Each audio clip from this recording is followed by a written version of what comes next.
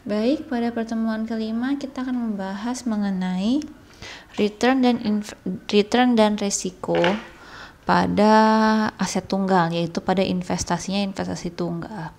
Oke, pertama kita akan membahas dulu mengenai apa itu return, ya kan?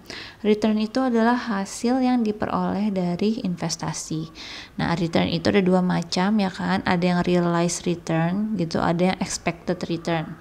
Kalau dilihat dari namanya aja harusnya kan udah tahu ya, realized return itu adalah return yang sudah terjadi gitu. Jadi kita udah nerima returnnya. Sedangkan kalau expected return adalah return yang diharapkan akan terjadi di masa yang akan datang gitu. Nah, kalau return realisasi itu kita menghitungnya itu menggunakan data-data historis gitu kan. Kenapa si return realisasi ini penting? Karena si return realisasi ini bisa digunakan sebagai salah satu pengukur kinerja dari perusahaan gitu, dan si return realisasi ini bisa juga sebagai dasar penentuan dari si expected return ini sama resiko di masa akan datang.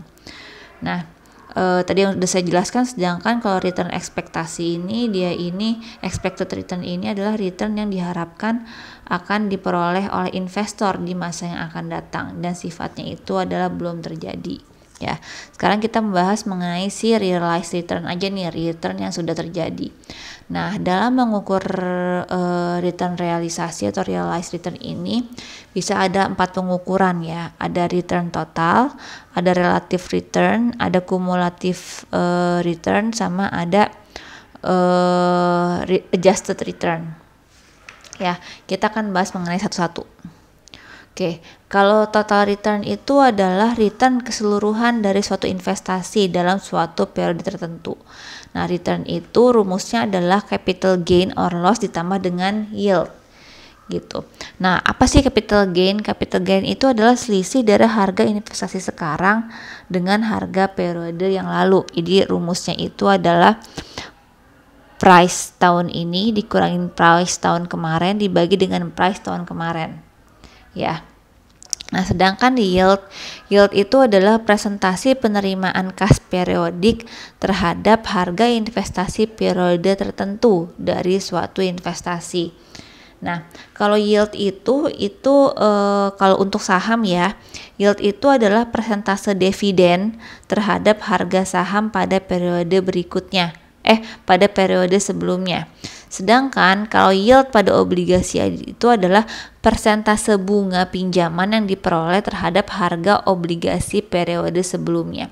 Jadi yield itu adalah returnnya gitu. Sedangkan kalau saham adalah dividen, berarti kalau si obligasi dia itu adalah persentase bunga pinjaman. Ya, nah kalau misalnya sahamnya itu adalah periodik, maka total return untuk saham itu adalah capital gain ya. Jadi ini adalah rumus capital gain, ini adalah rumus yieldnya. Jadi dividen tahun ini dibagi dengan harga saham tahun kemarin ya. Nah, untuk capital gain-nya itu adalah harga pasar tahun ini dikurangin dengan harga pasar tahun lain tahun sebelumnya dibagi dengan harga pasar tahun sebelumnya ditambah dengan yield dari si sahamnya, yaitu dividen tahun ini dibagi dengan dividen tahun kemarin. Dividen tahun ini dibagi dengan harga pasar tahun kemarin, ya. Nah, lalu ada yang namanya itu adalah cumulative return ya. Jadi kalau cumulative return itu jadi kan kalau total return itu adalah kita itu gunanya itu adalah untuk mengukur perubahan kemakmuran ya kan. Jadi perubahan harga dari saham dan perubahan pendapatan gitu kan dari dividen yang diterima ya kan. Jadi kenaikan dividennya itu sebanding enggak dengan kenaikan harga sahamnya gitu. Nah, si perubahan kemakmuran ini itu kan menunjukkan tambahan kekayaan kita kan, kekayaan investor nih dari kekayaan sebelumnya. Nah, tapi si return total ini dia tuh cuman ngukur perubahan kemakmuran pada saat waktu tertentu aja.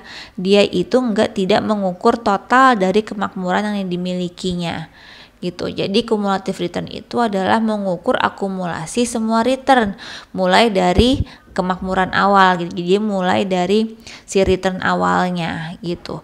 Nah, rumusnya ini bisa dengan dua cara gitu kan ya. Nah, jadi ini kekayaan awal ya kan, kekayaan awal dari investor gitu kan, dikalikan dengan 1 plus return periode pertama ditambah 1 plus return periode kedua sampai dengan 1 plus return periode yang mau kita cari gitu. Jadi cumulative return itu adalah akumulasi semua return dari kita investasi awalnya gitu. Nah, bisa juga si cumulative return ini kita pakai cara itu yang ini nih, IKK sama dengan PHK, yaitu adalah perubahan harga kumulatif gitu. Jadi perubahan harga kumulatifnya dikalikan dengan yield kumulatifnya. Itu juga kita bisa tahu nih berapa si akumulatif return kita gitu. Nah, ada lagi tadi kan untuk yang return realize ya kan, ada yang namanya adalah return yang disesuaikan gitu. Nah, kalau return yang kemarin itu return yang tadi ini kita bahas itu dia itu tidak memperhatikan total return ini, dia tidak memperhatikan inflasi gitu. Nah, maka untuk yang return yang disesuaikan adalah return yang telah disesuaikan dengan tingkat inflasi. Ya, jadi rumusnya ini adalah seperti ini. Ya, 1 ditambah return nominal dibagi dengan 1 ditambah dengan tingkat inflasi dikurangi dengan 1 gitu. Nah, tadi kan kita kan bahasnya kan return yang realized ya, yang sudah realized. Nah, sekarang kita masuk ke return expected nih, jadi expected return gitu. Nah, expected return ini sangat berguna itu untuk pengambilan keputusan nih, kita mau berinvestasi atau enggak di aset itu gitu loh. Nah, untuk return expected return ini kita bisa pakai 3 cara, yaitu nilai ekspektasian masa depan, kita pakai nilai return historis, kita pakai model return ekspektasi yang udah ada gitu. Nah, kita bahas satu-satu. Untuk yang ekspektasian masa depan itu ceritanya itu adalah return yang akan diterima perlu diestimasi nilainya dengan segala kemungkinan yang dapat terjadi gitu. Jadi ceritanya itu adalah jadi ceritanya itu kan yang namanya masa depan itu kan tidak pasti ya gitu. Berarti kan investor itu kan akan memperoleh return di masa depan yang belum diketahui persis nilai ini berapa gitu kan ya. Nah, return yang akan diterima itu tuh perlu kita estimasi nilainya dengan segala kemungkinan yang dapat terjadi gitu. Nah, kalau misalnya kita sudah berurusan dengan ketidakpastian, maka ada yang namanya probabilitas, ya kan? Jadi probability hasil-hasil masa depannya itu berapa gitu. Nah, ini cerita dari si rumus ini adalah kita itu mengalihkan masing-masing hasil masa depan. Jadi return ini nih, return masa depan ya kan, nih returnnya ini kita kalikan dengan probability-nya berapa, lalu kita tambahkan gitu ya. Jadi mengalihkan masing-masing hasil masa depan dengan probabilitas kejadiannya dan menjumlahkan semua produk perkalian tersebut gitu ya. Saya nggak akan ngasih hitung-hitungan sih, saya cuman ini rumusnya begini, artinya gini. Jadi arti dari rumus ini adalah kita mengalihkan returnnya berapa dikalikan dengan probabilitasnya, terus kita tambahin gitu. Jadi dapatlah itu kita namanya ekspektasi return dengan nilai ekspektasian masa depan. Ada juga kita mencarinya itu pakai nilai-nilai return historis gitu ya. Jadi kan pada kenyataannya kan untuk menghitung hasil masa depan nih, untuk menghitung si hasil RIJ ini kan susah ya. Hasil masa depannya itu kan susah kan. Nah, diperlukanlah gitu karena misalnya karena tidak mudah itu, maka untuk mengurangi ketidakakuratan dari si hasil masa depan itu digunakan data-data historis gitu sebagai dasar ekspektasian. Nah, itu ada 3, ada pakai metode rata-rata, ada pakai metode tren, sama ada pakai metode jalan acak. Nah, kalau untuk yang metode rata-rata itu mengasumsikan bahwa return ekspektasinya dapat dianggap sama dengan rata-rata nilai historisnya gitu. Tapi menggunakan rata-rata historis itu tidak mempertimbangkan pertumbuhan dari return-returnnya gitu. Nah, kalau misalnya pertumbuhannya itu mulai diperhitungkan, maka kita akan memakai trend method ini gitu ya. Jadi kalau misalnya pertumbuhannya sudah mulai diperhitungkan, maka kita akan memakai si trend method gitu.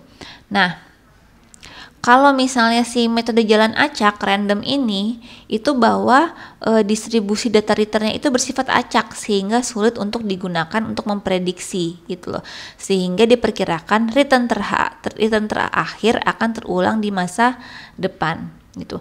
Jadi kalau untuk yang si random walk ini memprediksi bahwa return ekspektasian akan sama dengan return terjadi yang terakhir. Jadi return terakhir yang terjadi itu akan sama gitu loh. Nah, kalau misalnya disebutkan mana metode yang paling baik gitu kan ya. Kalau misalnya data returnnya mempunyai pola trend, maka kita pakai yang trend method gitu. Tapi kalau misalnya nggak punya pola, maka ya mendingan kita pakai yang random gitu. Jadi kalau yang rata-rata ini dia tidak memperhitungkan pertumbuhan, sedangkan kalau yang trend ini dia memperhitungkan tumbuhan, tapi ada polanya. Nah, kalau misalnya dia nggak ada polanya, kita pakai yang random walk method. Nah, tadi kan ada 3 ya, ada ekspektasi masa depan, ada nilai historis, sama ada yang model return ekspektasian yang ada. Nah, ini ada 2 model ya kan untuk kita menghitung expected return, ada yang pakai single index model sama ada yang pakai CAPM. Nanti ini akan kita bahasnya di pertemuan-pertemuan berikutnya. Nah, tadi kita udah membahas mengenai return, sekarang kita membahas mengenai resiko. Jadi kalau di investasi itu resiko itu adalah penyimpangan atau deviasi dari outcome yang diterima dengan yang diharapkan. Jadi deviasi itu merupakan resiko. Nah, seperti yang kita tahu bahwa semakin besar resiko yang akan ditanggung, maka semakin besar return yang harus dikompensasikan. Jadi high risk, high return. Ya, saya tidak akan membahas mengenai perhitungan resikonya, ya kan? Tapi saya lebih pengen kita membahas itu mengenai hubungan antara si return dengan risk, ya. Nah, oke. Jadi kan yang namanya kita mau menganalisa investasi itu kan kita kan harus ada 2 faktor kan yang mesti kita pertimbangkan nih, kita mau berinvestasi di aset itu apa enggak, ya kan? Yaitu return dan resikonya, ya kan, expected return sama si aset risknya gitu kan ya. Nah, ada suatu rumus gitu kan yang mempertimbangkan 2 hal tersebut gitu. Jadi si koefisien variasi ini dia itu mempertimbangkan 2 hal tersebut, yaitu resiko dibagi dengan return ekspektasi gitu. Jadi semakin kecil nilai si koefisien variasinya, maka semakin baik aset investasi tersebut, ya kan. Jadi kan ceritanya kan kalau misalnya dia makin kecil gitu kan, berarti kan resikonya makin kecil, ya gak, return ekspektasinya semakin, expected returnnya semakin besar. Jadi semakin kecil nilai CV ini berarti si aset itu akan semakin baik gitu ya, karena risikonya kecil tapi returnnya besar. Nah, ini adalah hubungan antara expected return dengan resiko ya. Kalau misalnya kita lihat nih ya, di mana di grafik yang ini gitu kan ya. Nah, di sini adalah SBI ini dia itu resikonya kan memang paling rendah ya, tapi returnnya itu yang paling kecil. Kenapa? Karena SBI itu kan surat berharga yang dikeluarkan oleh pemerintah gitu kan. Jadi dia itu resikonya besar, resikonya kecil, tapi dia itu expected returnnya juga kecil gitu ya. Lalu makin lama ini adalah semakin besar resikonya, maka returnnya juga akan semakin besar gitu kan. Jadi high risk, high return. Nah, si hubungan positif antara return sama resiko ini itu cuma berlaku itu untuk expected return atau return yang belum terjadi gitu loh, ya kan. Kalau untuk expected return memang high risk high return, tapi kalau untuk return yang sudah terjadi, nah bisa jadi hubungan positif ini nggak terjadi gitu loh. Soalnya misalnya ada pasar yang tidak rasional gitu kan, ternyata return yang dihasilkan itu tinggi, tapi resikonya juga bisa rendah. Ya, itu untuk yang return yang sudah terrealisasi untuk pasar-pasar yang tidak rasional. Tapi kalau untuk expected return itu biasanya kita pakai hukumnya itu adalah high risk high return gitu. Jadi kalau SBI itu kenapa sih dia paling rendah? Karena kan SBI itu kan diterbitkan oleh Bank Indonesia. Ya kan, jadi resikonya adalah rendah. Bisa jadi tidak mempunyai resiko gitu kan ya. Tapi returnnya juga rendah gitu. Nah, kalau misalnya si investor itu dia mau returnnya yang tinggi, maka resikonya itu pun juga harus tinggi gitu, high risk, high return. Nah, ini contohnya misalnya kita menganalisa antara return standar deviasi dengan koefisien variasi ya. Kalau kita lihat di sini, returnnya untuk SBI 9,34 ya kan, resikonya 1,86. Tapi kalau misalnya kita lihat di tabel ini, yang paling menguntungkan itu yang mana? Menurut saya yang paling menguntungkan itu adalah yang reksadana campuran. Karena dia returnnya itu tinggi tapi resikonya itu rendah, cuma 19,26. Nah, ya, tapi ya kan reksadana campuran itu masih kalah sama reksadana saham. Lihat reksadana saham, dia itu returnnya 51 tapi resikonya itu cuma 18,94. Ya, jadi kalau saya mau berinvestasi, saya akan lebih memilih investasi yang reksadana saham gitu dibandingkan dengan saham biasa. Ya kan, kalau saham biasa lihat dia resikonya 33, returnnya 40. Tapi kalau udah dalam bentuk reksadana itu dia 18 resikonya, tapi kita bisa mendapatkan return yang 51,96 gitu. Nah, kalau misalnya kita emang yang risk averse, kita adalah tipe yang menghindari resiko, ya ambil aja yang ini nih, SBI gitu ya. Nah, untuk pertimbangan si koefisien variasi, kita melihat koefisien variasi yang paling rendah ya kan. Kalau dilihat dari yang paling rendah ya kita ngambilnya SBI ya gitu kan ya. Tapi kan kita kan itu kan risk averse gitu kan ya, ya sebanding lah gitu kan ya resikonya sama si returnnya itu ya. Oke, sekian untuk pertemuan yang kali ini mengenai risk dan return dan risk dari investasi yang tunggal. Minggu depan kita akan membahas mengenai return dan resikonya untuk yang portofolio ya. Kalau yang sekarang kita hanya investasinya tunggal, satu jenis investasi, maka minggu depan kita akan membahas mengenai return sama resiko yang portofolio. Oke, sekian dari saya. Assalamualaikum warahmatullahi wabarakatuh.